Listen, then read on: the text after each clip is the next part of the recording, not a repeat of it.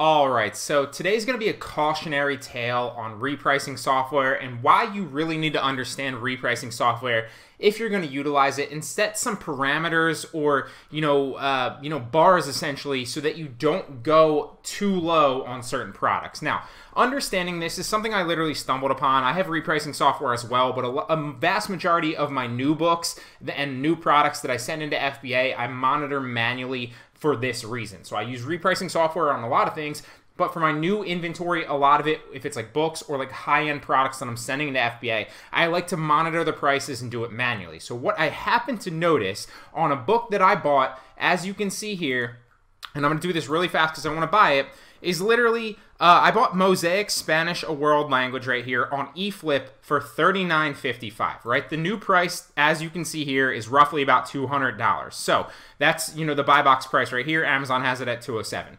Phenomenal profit margin of at least 150 bucks, right? If not more after fees. So I happen to notice as I was slowly dropping the price over the course of the last 2 days, as soon as I would do it, someone would drop the price directly below it, right? Directly below it. So they weren't matching. They weren't playing the game essentially, which I always recommend matching the buy box price. And this is exactly potentially why, right? So instead they would drop the price already below it, right?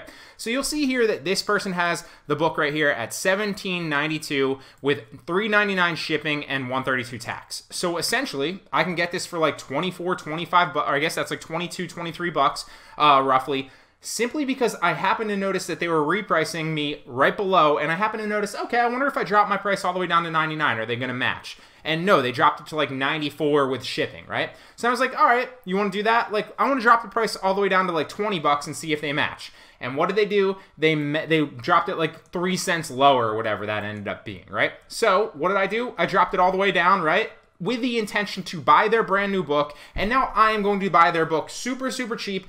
Literally raise my price back up to $207.73. And now I just got another book that I'm going to make $150 on just because this person was using repricing software incorrectly and not paying attention to their inventory. So, little cautionary tale. I'm going to buy this book right now and we'll flash to the next screen where I'll talk a little bit more about this. So now we're back on the detail page and I just bought that. I just got a great new piece of inventory that I'm literally going to package up, send into FBA and make 150 potential bucks on, okay? Now you can see literally the cheapest now is all the way back up to $208.97 because I repriced my book all the way low, so I knew that they were using repricing software and dropping it right below me. I dropped it all the way down to like 20 bucks, which I then purchased up at $23.23, right? So initially I found this book right here, as you see the two highlighted. So the one currently is an FBA, the one that I'm talking about, that's about to sell. I bought this on the 16th, finally got into inventory, 15 days later with a big shipment. So I bought that for about 40 bucks, knowing full well that I could resell it back for above $200. So whatever that profit margin ends up being, let's figure that out really fast. I'll break it down for you. So we use the AMZ Scout calculator.